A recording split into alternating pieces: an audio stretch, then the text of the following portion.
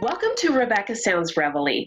What a show I have for you today because, as you know, I embrace helping other people. And more importantly, I really embrace those who come from a place where they have been on the side where they've had a situation happen to them, and that has caused them to invoke change. I have been one of them, and maybe you have too. But some of us voice it a little bit stronger than others. Today with me, I have someone who has had a situation that started back from way back when, but more recently from a car accident. And he really overcame something when the doctors told him, hey, you're not going to be able to do anything for about 18 months. And he said, oh no, that is not going to happen to me. I'm going to get up and prove you wrong. And that is something that he did. At the time, they also told him, you're not going to be able to speak. And he said, oh no, this is not going to be what you're telling me I'm going to do. I'm going to tell you that I am going to do this. And he did. He started speaking again. But going back earlier in life, back when we were not in a position where we were really careful with words, he was labeled where he might be what they considered as retarded. And I've got to tell you, this man has such an incredible story. The journey that took him to where he is going to not only inspire you, but help move you to make changes and show you that there are no limitations on what you can do if you just put your mind to making changes. His story goes from where he becomes a survivor of child abuse and neglect to having his grandparents become his role models when they raised him. Not only that, he's got his wife Laura now, he's got his friends that are just incredible influences in his life. He has taken all of these things, his role models, the things that we look as setbacks in life, and he's made them to become things that are fostering change. He is driven now to focus this on making a change in those situations where he can help veterans and homelessness. He wants to overcome this challenge. And with me today, without any further ado, is Lawrence Perlmutter. Welcome to the show, Lawrence. Thank you for the opportunity, Rebecca. I am so delighted because you are an inspiration to so many people with your background, with people who have set these boundaries on you, and you said, I'm not having people place boundaries on me. I'm going to show you what I can do. And not only that, you have a support system in places where maybe some people didn't even think that you should have a support system. Support systems come whenever you're not looking for them. They could come by accident. They could come by just the casual person you meet on the street, and that could change your life. This is so true, and this is what you are doing for other people. You are being a support system. But let's first start. Let's move forward or from not the car accident, but let's start with your journey as a child, because many people come from an abusive childhood or a neglectful childhood, and a lot of them feel like they can't move past those things, and they spend their teenage years and their adult life not being able to be as successful as they could be. Okay. Well, based on midlife, how's that? Sure. Midlife, everybody thought I was going to be held behind. Nobody wanted to give me the opportunity. So many people said, you've been through this, you're going to be placed into a home where someone's going to take care of you. You're going to be placed in other surroundings that you weren't going to be able to make a difference. But I proved people wrong. The more people put the pressure on me, I feel it just rolls off my back. When you say I can't do something, I'm going to prove you completely wrong. When did you start noticing that you were going to just really change these limitations, these boundaries? I'm gonna prove you wrong. Was it in childhood, or do you think it was in your teenage years when children are become rebellious, or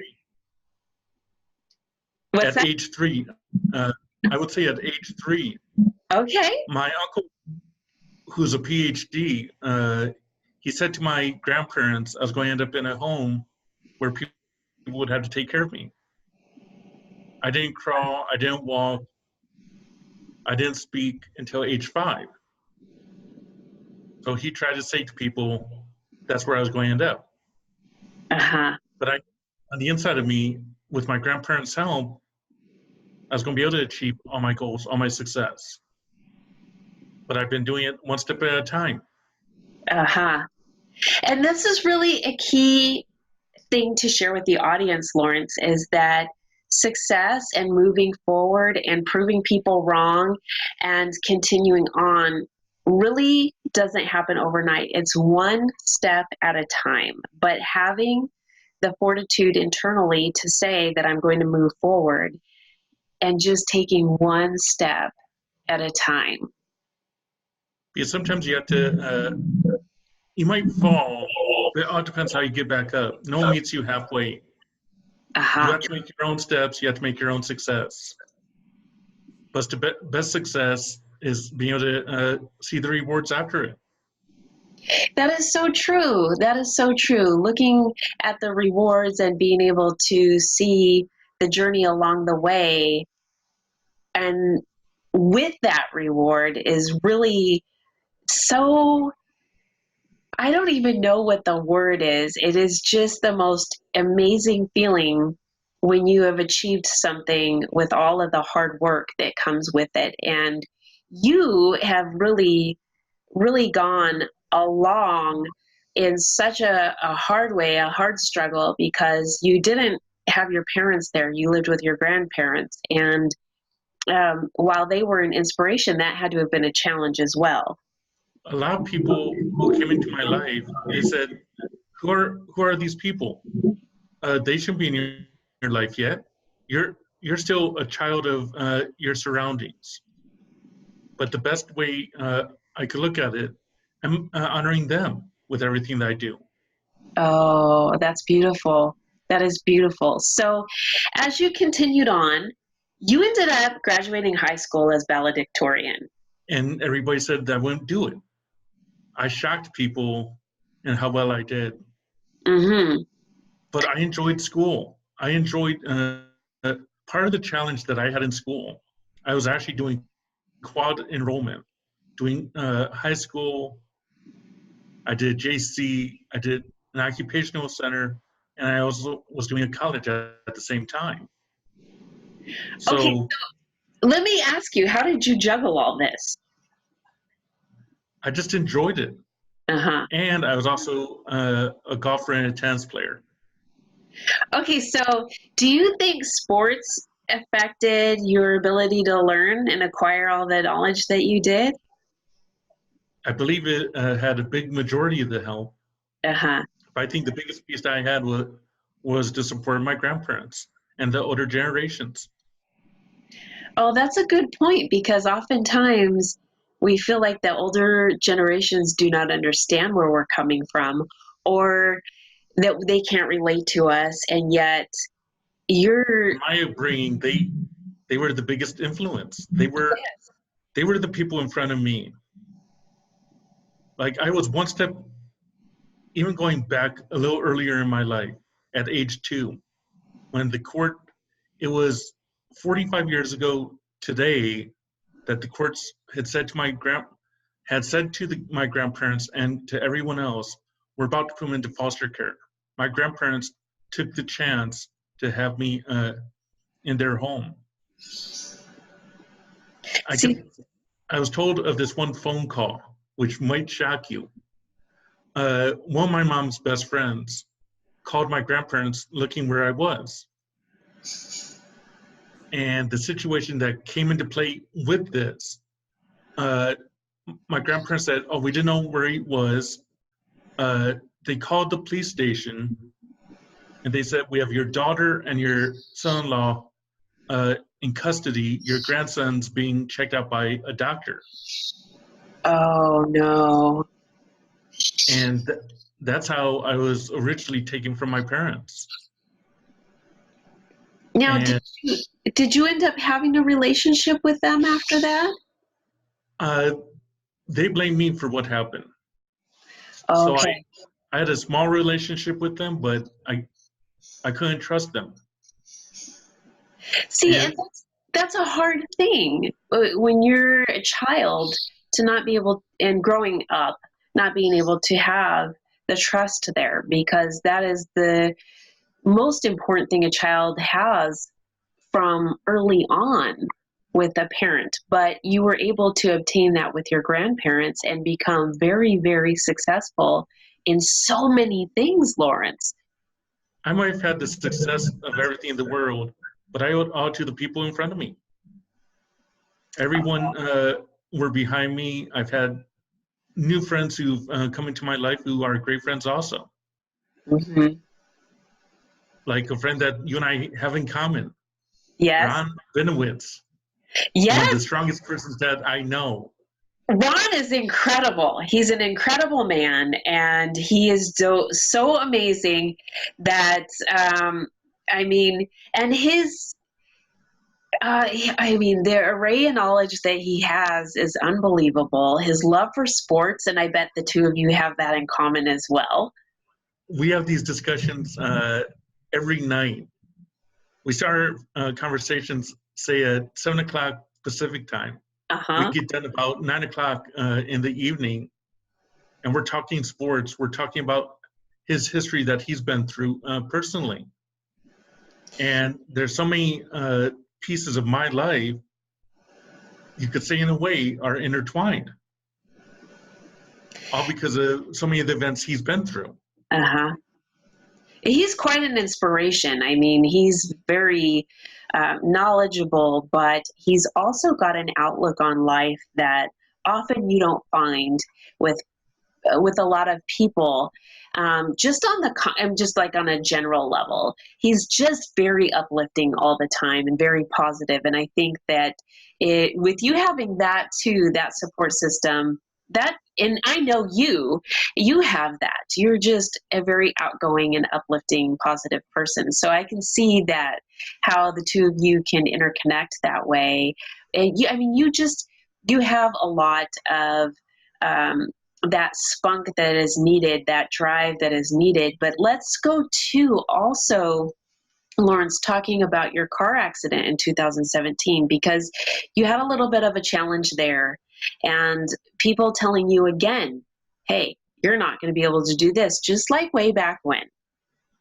It felt like the day had repeated itself. Yes. When someone says I couldn't do something, I knew I could do it. But then Uh-huh. I had stages of getting the surgery done. And I had the surgery done 6 months ago. Oh, you did. I didn't realize that's how long it had been, or I mean, short of time period it has been since then. Okay. But with the accident and stuff, it cost me a lot of employment opportunities and different opportunities. Mm-hmm. And the best medicine was having my wife Laura, having Ron on my side with the Yes. whole process. And even though I've known Ronnie, it feels like I've known Ronnie for 20 years. It's only been 5 months. He's incredible. He is incredible, man. But and lots of support too. Um, with your accident, are you at liberty to share a little bit with the Yes, audience about it? Yeah. yes. I was actually T-boned. Someone went right through a stop sign. They weren't paying attention. They thought they had the right of way, and a few minutes after that, hit me. Luckily, I was able to step on the brake, and I didn't hit a post in front of me. There was a light post that I could have hit. Mm-hmm. and I wound up having a separated shoulder, a compressed disc in my neck, which they put titanium implants into the neck. Oh my gosh. So I still have like the scars to them to this day. Mm-hmm. And And that didn't paralyze you though. no, luckily. Mm-hmm. But I was having problems walking a little bit. Okay. But the doctor had said to me, "You're not going to be able to do anything for 18, 24 months." But I knew I had to keep moving. And the first day after surgery, my wife could contest to this. Just after having physical therapy, I said I want to speak, Uh-huh. and everyone says, "What's he speaking for? He shouldn't be speaking yet." Of course. I make phone calls to. I made a phone call to my mother-in-law. I made a phone call to my wife's ex-husband. I made a phone call to my grandmother, and they were saying, "Why are you speaking?" But I knew what I wanted to do. I did not want to stop the process. I How need to start hard? the process of healing. Okay, so let me ask you a question. How hard is it when something is stopping you from being able to speak to start speaking again? Or was it something, I mean, how does that work? It was through the microprocesses of the neck that it was compressed. The Okay. disc were compressing, and also they found several bone spurs that they had to shave. So it was pressing on the vocal cords and stuff. So it was a real struggle then, but you were determined despite that. And let me ask you, was it painful to talk then? It was painful speaking, and I was coughing like crazy. I was coughing up Oh, so much phlegm, okay. but I knew I had to. Okay, there was And nothing uh, stopping you. nope. And that first week, I was in the hospital for a week, and Friday night they transported me to a different unit, and I did physical therapy great, and I wanted to get out of there. Uh-huh. The doctor said to me, "You're still not going to be get out for a while." I said, "I'm going. I want to walk." So the day that they were having their meetings, I walked a mile and a half that day in the hospital. I was walking before that without a walker. I was walking without the assistance. They didn't need to have the alarm on the bed. I could get in and out of bed without any problems. So let me stop you right there because I really want to make and drive home some points here, no pun intended, but pun intended, because there being a retired police officer, there's some things that I want to say about your situation and what I want to convey because your situation is not unique as far as accidents are concerned. And your situation is unique with the results in overcoming the trauma that you did receive simply because you decided that you were going to persevere through the situation and not let anybody tell you that you were going to be stuck in a situation that you didn't want to be in as far as walking and talking were concerned. But I want to go back to the origination of the situation that caused the causation of that. And that is the stop sign. And I've got to tell you, when I started out as a deputy sheriff, one of my pet peeves was people running stop signs. And I didn't care if it was they, they were rolling through it really slowly and just didn't come to a complete stop, but full and complete stops. And I really have to emphasize this. This is a pet peeve of mine. It has been for a long time because 10 miles an hour can be a fatality to a child that is walking across the street in that intersection. That's one thing. The next thing is intersections are a huge issue for fatalities and very severe injuries when it comes to car accidents, including fatalities when it comes to motorcycle accidents, and to include fatalities or major severe injuries to police officers that are responding to calls for service that are really necessary calls when they are trying to get from one place to another in a very short period of time. And so intersections are something to be very cognizant of for everybody, pedestrians, motorcyclists, and those that are driving a car. Everybody needs to be alert when they're coming to an intersection because you don't know what is going to happen. Someone can dart out, someone's failing to yield, someone doesn't see something. So this is an area for concern to everybody, and I really just want to make it an absolute point that if we do nothing else when we are out and about, that we take extra caution.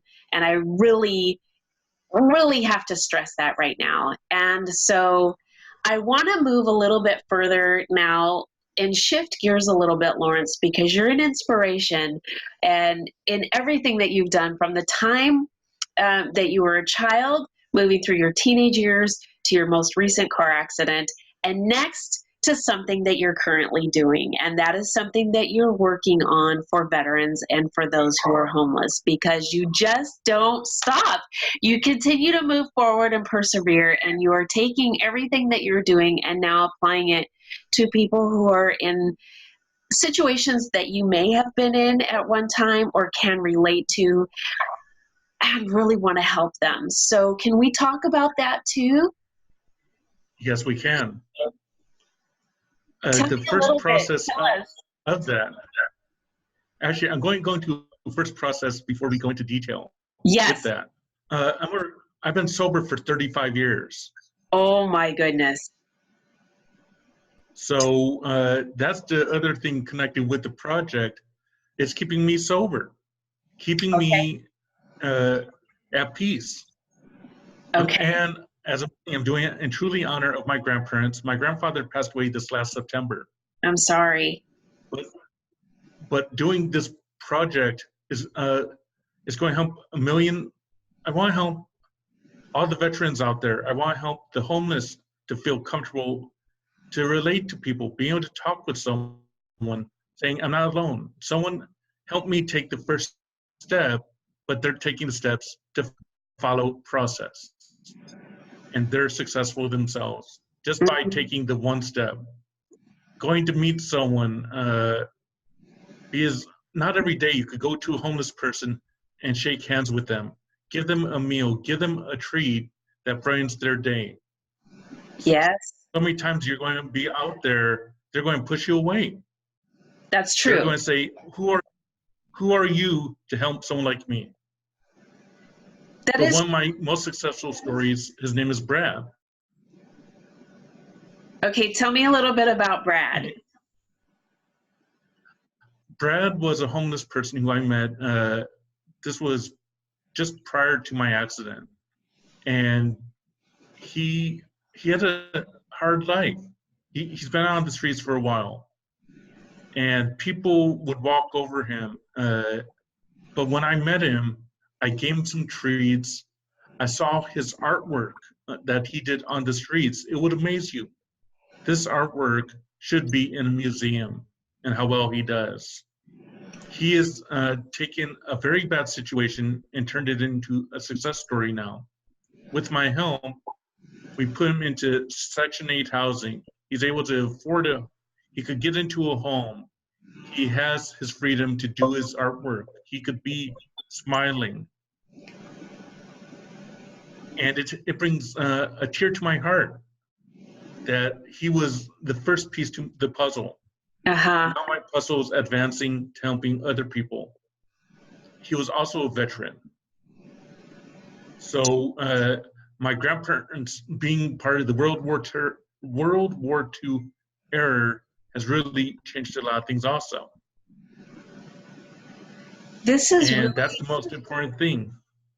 this is really a wonderful thing. And Brad is an example of something that is a new avenue that even the Veterans Administration, I think, has been taking a look at, and other organizations in finding is very helpful for those with post-traumatic stress disorder, which even other organizations don't want to call it a disorder anymore.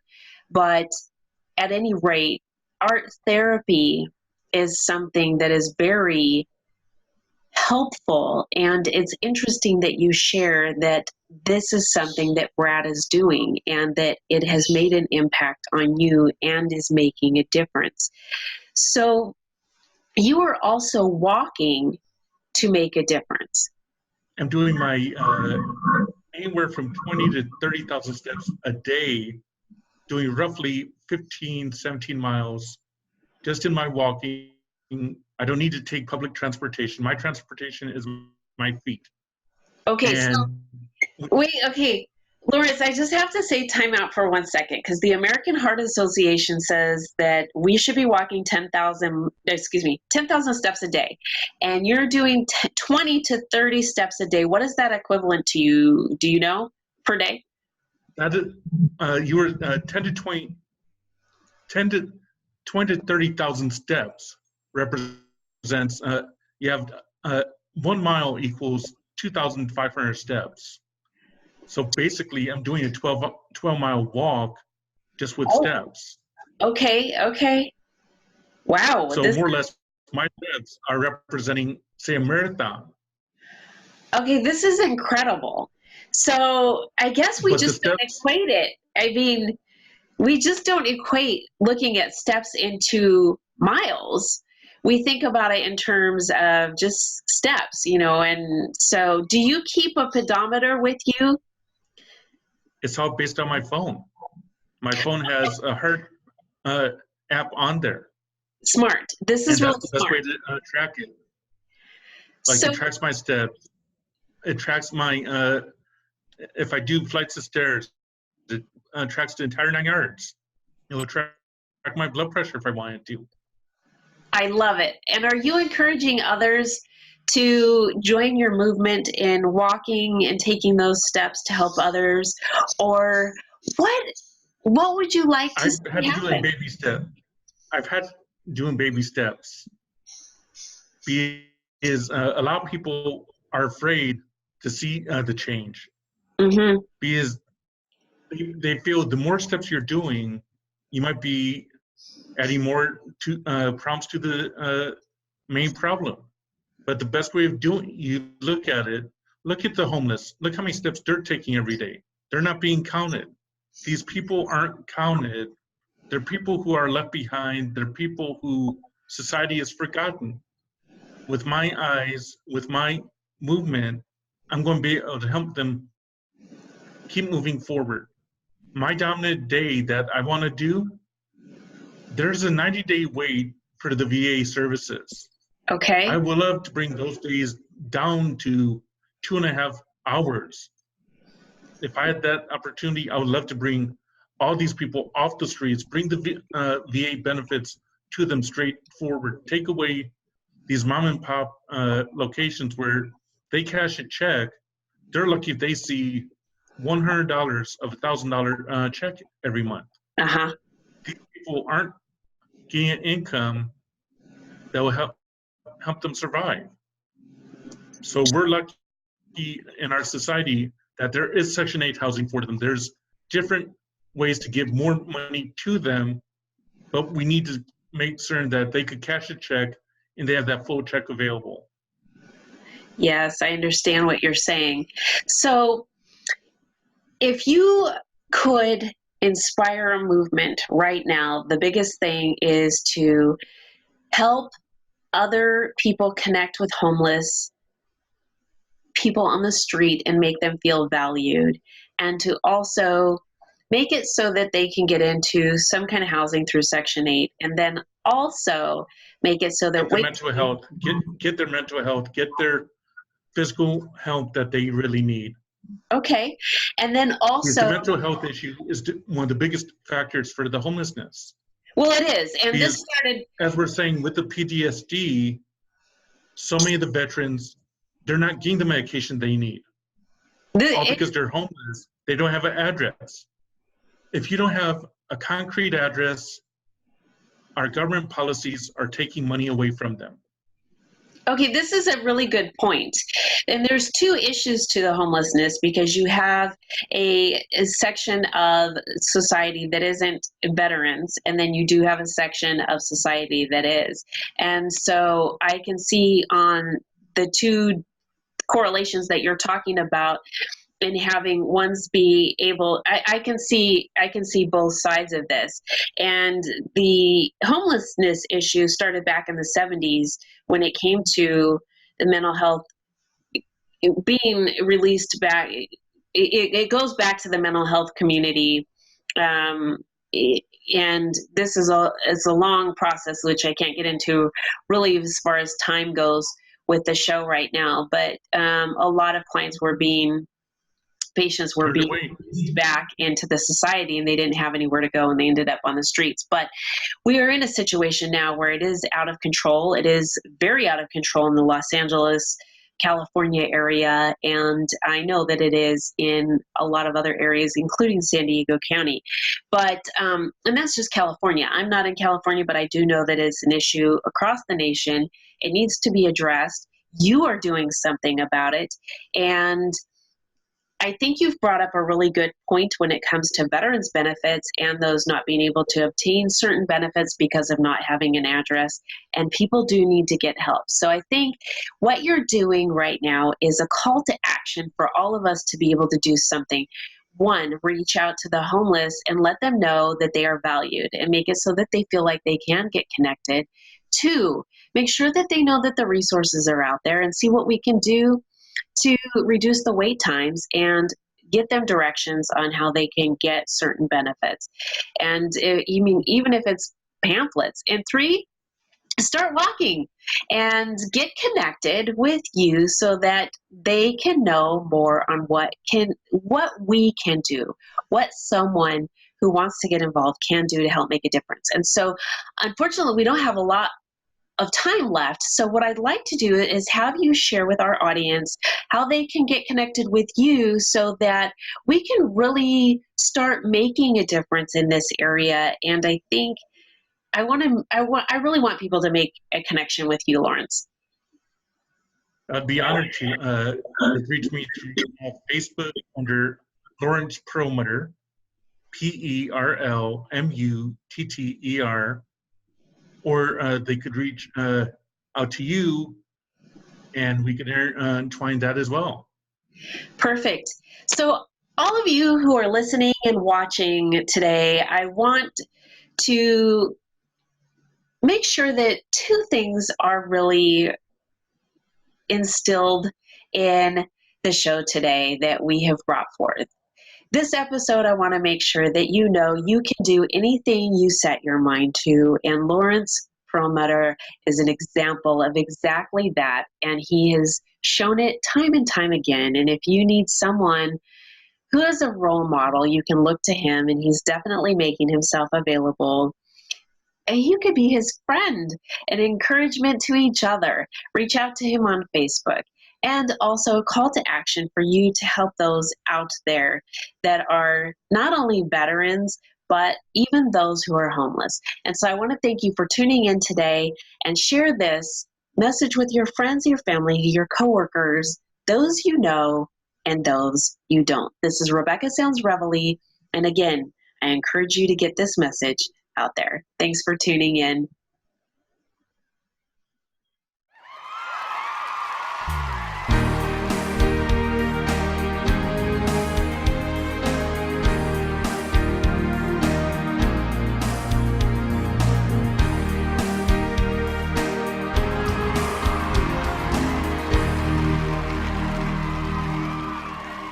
Welcome to Rebecca Sounds Reveille.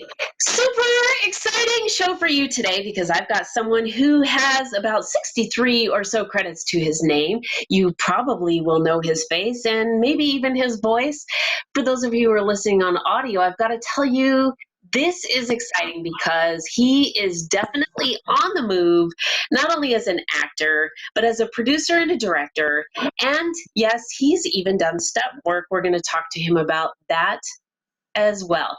He is known for his work with American Assassin, Lethal Weapon, Criminal Minds, and he's got something he's working on. Maybe he'll share with us today. But there's lots that we're going to talk to him about, and I think he's got a lot to share, and I really want to hear a little bit about his stunt work too. Plus, he's done some work on his own. So, without any further ado, welcome Jeff Davis. Welcome to the show. Hi there, Rebecca. Thanks for having me. I am delighted to have you because you, with the stunt thing, are on the move. I'm like, super excited about this. So can we talk about that first? The stunts? Yes.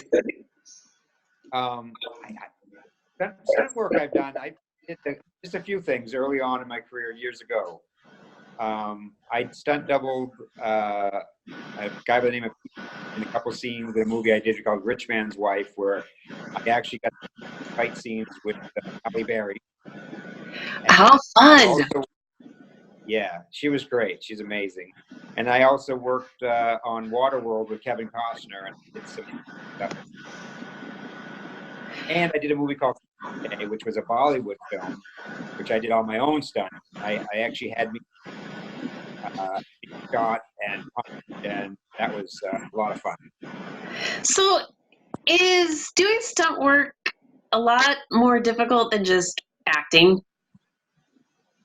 Growing up as I was an athletic kid, so I thought about doing stunts early on in my career as a job because I used to box and race cars. I drove motorcycles and snowmobiles, so it would have been a good transition for me. But I just enjoy acting too much to give it up.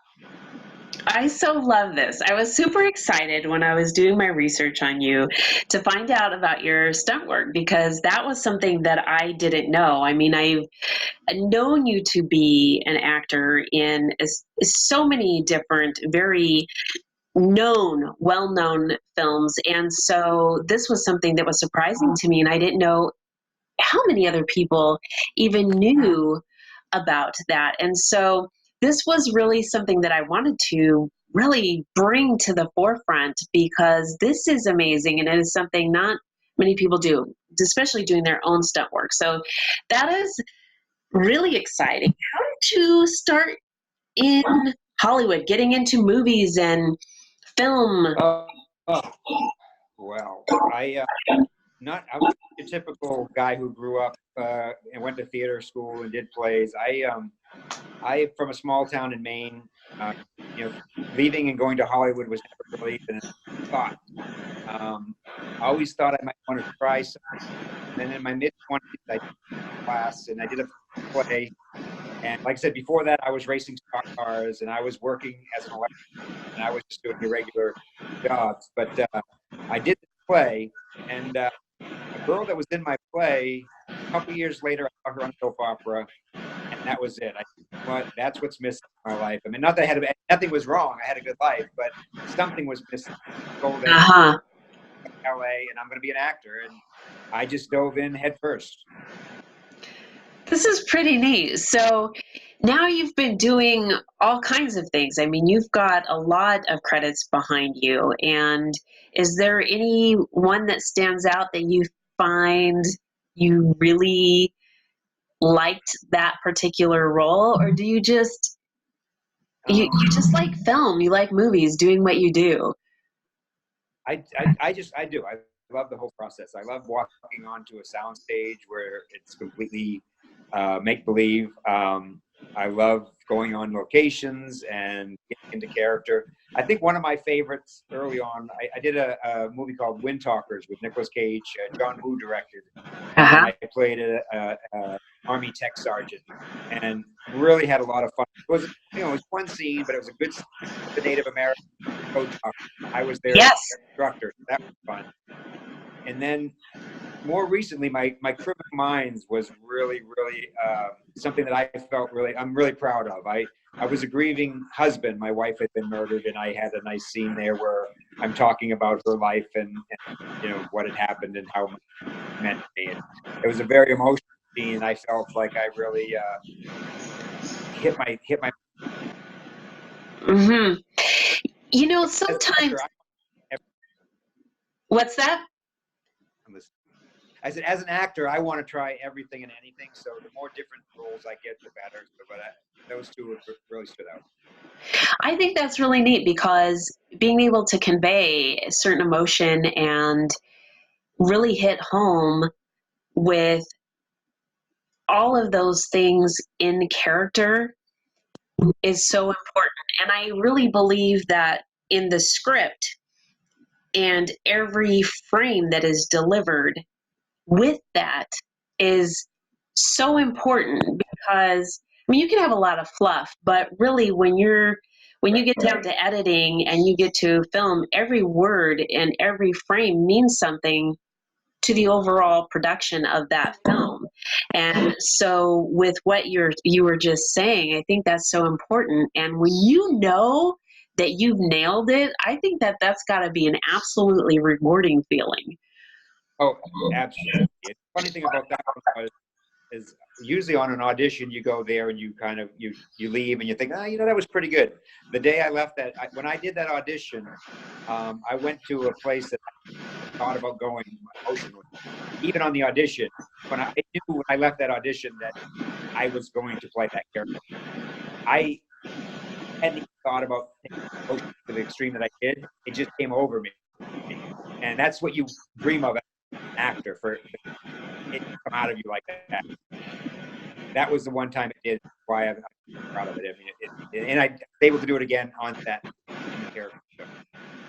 I'm getting chills as you're talking about this because I can relate in certain situations. I know that sometimes we all have to kind of portray things in different ways, but really being able to get into that. And this is just absolutely amazing. Can I just ask you, have you ever been able to make yourself just cry? Or Well, I did. In that audition, the tears were just rolling, and that's why I said that's when I really hit my mark. It wasn't. That's the amazing thing. And then again, when I was doing the scene over and over and over again, the sad thing is that most my hitting it on every take, and the camera was actually on the main actress, Aisha Tyler, who's the star of the show. By the time it turned around on me, it kind of lost a little bit of it.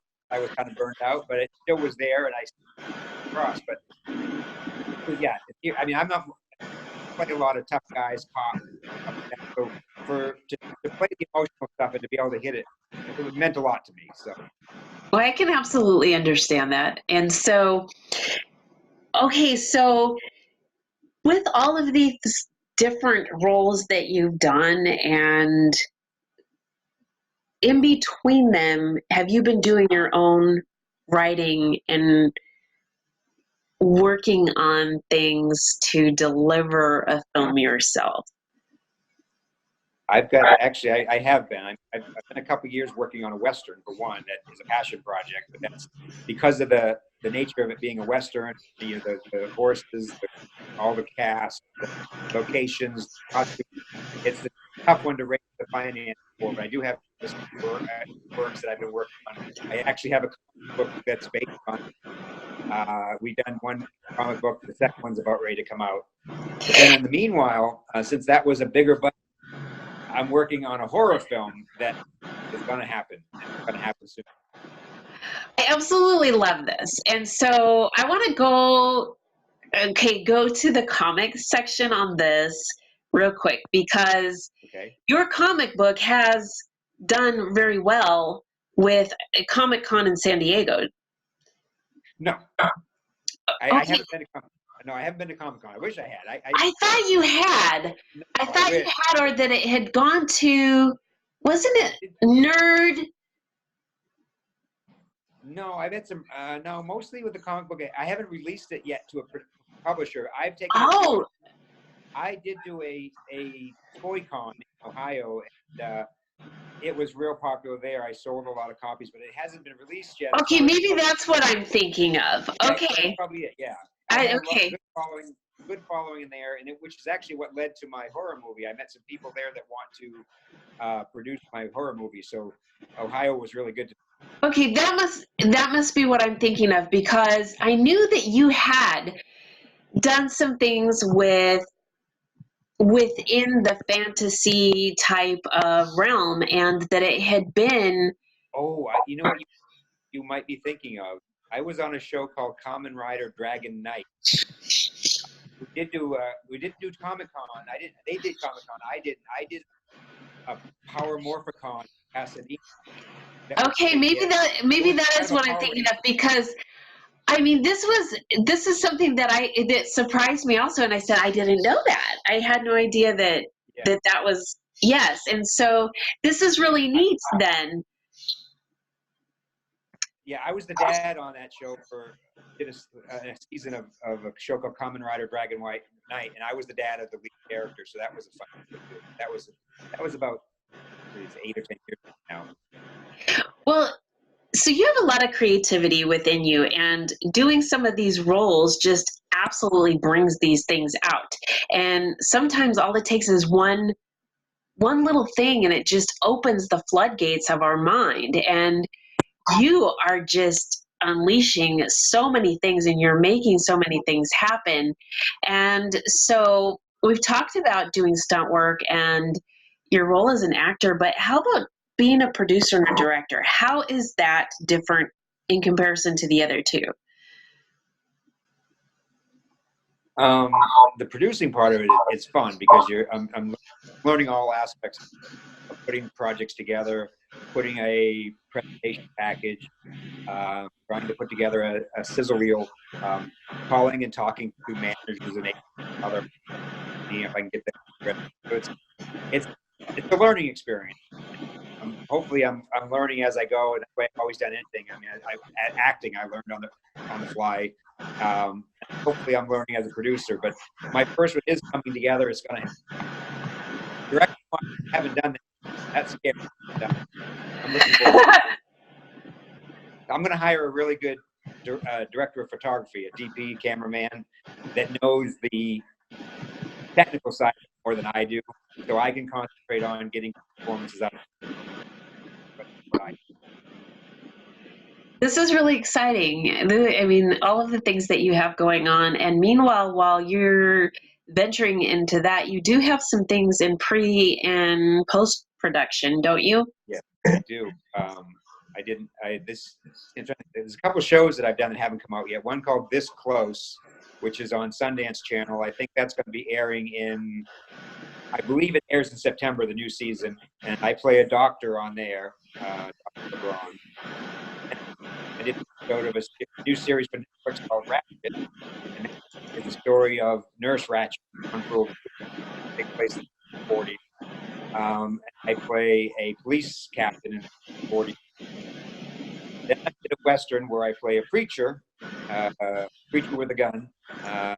That post right now, hopefully going to festivals in the fall if all goes well. And then just finished to wrap an action film, a biker action film where I play a dad who daughter gets kidnapped and not out to get her. And that one, like the graphics, that probably won't be festivals in the early next year. Well, this is really neat, and I know oftentimes that going to the festivals is just sort of nail biting, because you're really wanting those films to get picked up or at least be seen so that you can garner a lead role in some other things. But you're just on the move. I mean, you are making things happen, and it seems from what I'm seeing, you are just really busy with work. And this is something that actors in the industry want, and they are, I mean, you're just thriving, and I'm really excited about that. I'm really excited about that. How does your family feel about that? I mean, are they just kind of like, where are you at all the time? Or are they just like, I'm really glad you're getting a whole lot of work? Well, it's been 20 plus years making. You know, I got married since I came out here and had 2 sons, and they're both in college. One just graduated, the other one's in college. So they've been watching it slowly grow. Uh-huh. In the last 5 years, it seems to be blossoming, and they're very supportive. My wife is loving it. You know, because they know that that's what I gave up. And with the exception of family, you know, it's become, it is my life. And I just, like I said, woke up one day and said, that's what I'm going to do. And there was no way if how, it was just going to make it happen. And it's finally starting to, you know, I mean, after all these years of a little bit here, a little bit there, this is the busiest year I've had. And 5 years have been the busiest of my 25 in the business. So it's been. I'm really glad that you have brought this to the surface, because the mission of my being here is helping others and letting them know that they can do anything that they want to do. And something that you just said is very apropos, because you said you are going to do, I mean, when you put your mind to it, you're going to do it. And that's what you did. And you have the support from your family, and you continued to pursue your dream, and you just put the hard work into it. And it continued to grow, and now it's blossoming.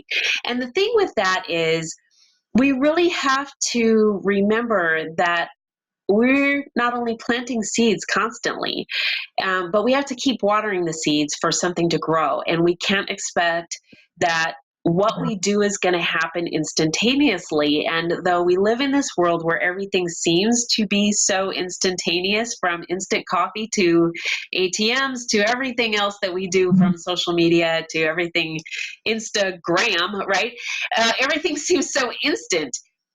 But really, the true rewards that happen come through support, and they come through really a lot of hard work and continuing to persevere through situations that we don't feel like really pursuing sometimes, but we continue to do so even through that. And you are really proving that that is something that is achievable in the long run, is your dream.